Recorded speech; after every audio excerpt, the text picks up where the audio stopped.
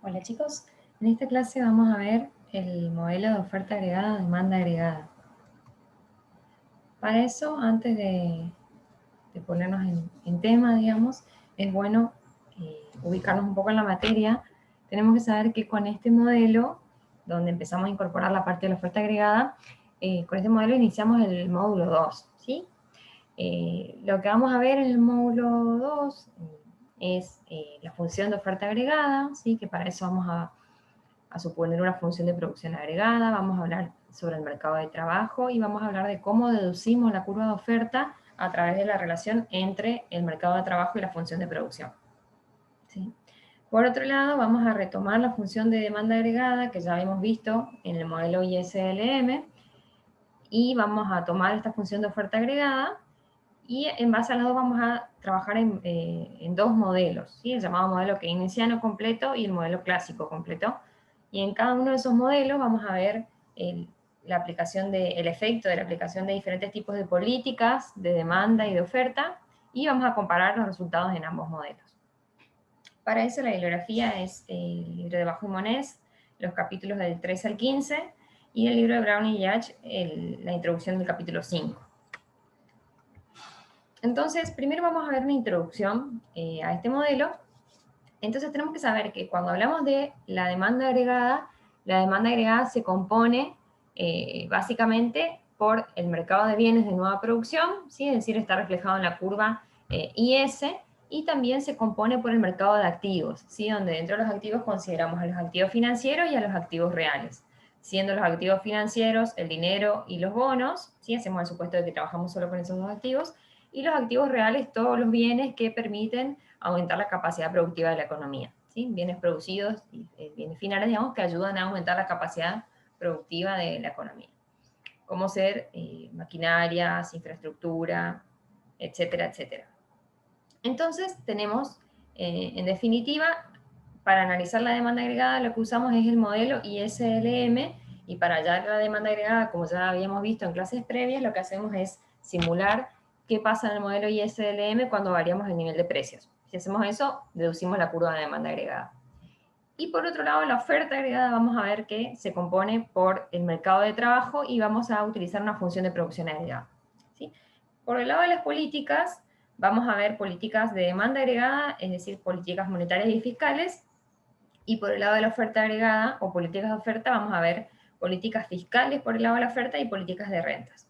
Bien, tenemos que saber que a pesar de que solo damos en los videos que le vamos a subir de las clases, solo vamos a ver efectos de políticas que se pueden implementar para suavizar el ciclo económico o para disminuir el desempleo, etcétera. También puede ocurrir, como ustedes ya saben, shocks que van a afectar al modelo, ¿sí? Es decir, cambios en los parámetros o variables que dependen directamente del comportamiento del sector privado, ¿sí? O shocks a otras variables, pero que sean exógenas, digamos, ¿sí? Que no dependan directamente del gobierno o de la autoridad monetaria. Bien, entonces vamos a ver primero una pequeña diferencia que es muy linda, como lo explican Brown y Yach. Ahí los invito a leer el capítulo 5, la introducción del capítulo 5 del libro de Brown y Yach, donde, digamos, parten de la discusión acerca de, bueno, ¿por qué? De nuevo retomamos la discusión o la pregunta de por qué ocurren las fluctuaciones económicas, ¿sí?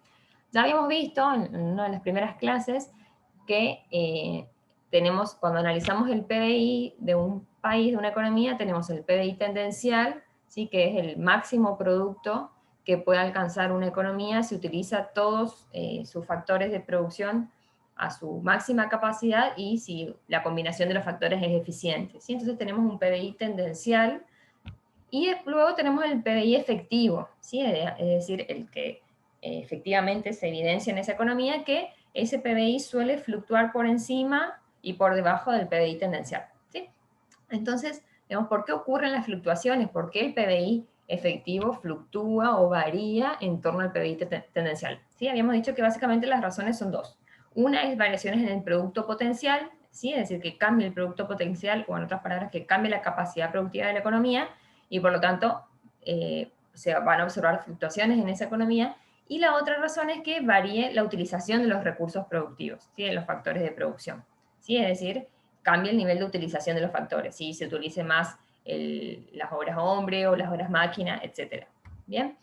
Bueno, y acá hay una diferencia en lo que dicen los clásicos y los keynesianos en su versión tradicional, digamos, acerca de por qué ocurren esas fluctuaciones, ¿sí? Para los clásicos, en todo momento la economía está en el PBI tendencial, ¿sí? Eso es lo que nos dice esta expresión que está aquí, fíjense. Y estrellas, el PBI tendencial, es igual a una función de producción agregada, ¿sí? Que A sería el factor tecnológico, digamos, y F de KL es la función de producción que depende positivamente del capital y del trabajo, donde K estrella y L estrella haría referencia a que el capital máximo de esa economía, digamos, o que está en su máximo potencial, y lo mismo con el trabajo.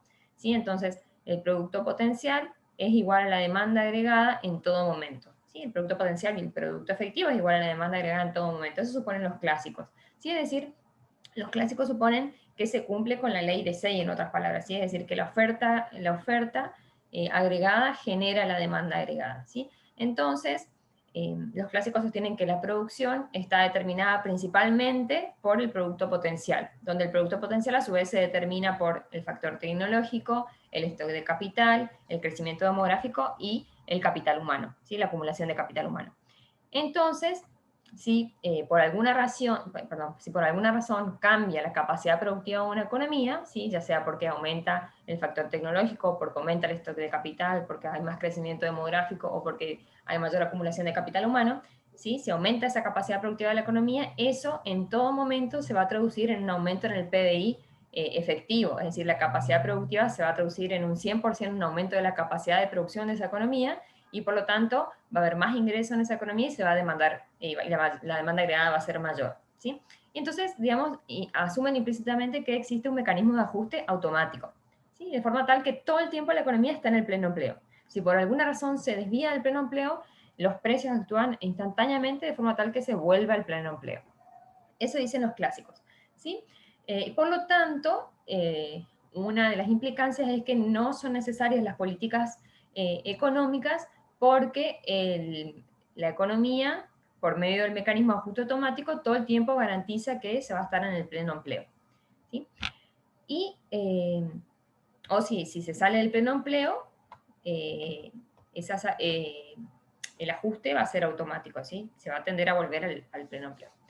Y por otro lado, los keynesianos dicen que eso no es así, ¿sí? Que puede ocurrir que en una economía el PBI efectivo, ¿sí? O el nivel de producto efectivo, que es el que está aquí, esta función, ¿sí? De A por F de KL, sea menor o igual al producto potencial. ¿Sí? Es decir, que existe la posibilidad de que exista desempleo en la economía, que el producto potencial sea mayor o igual al producto efectivo, donde el producto efectivo es igual a la demanda agregada cuando se está en equilibrio, ¿no?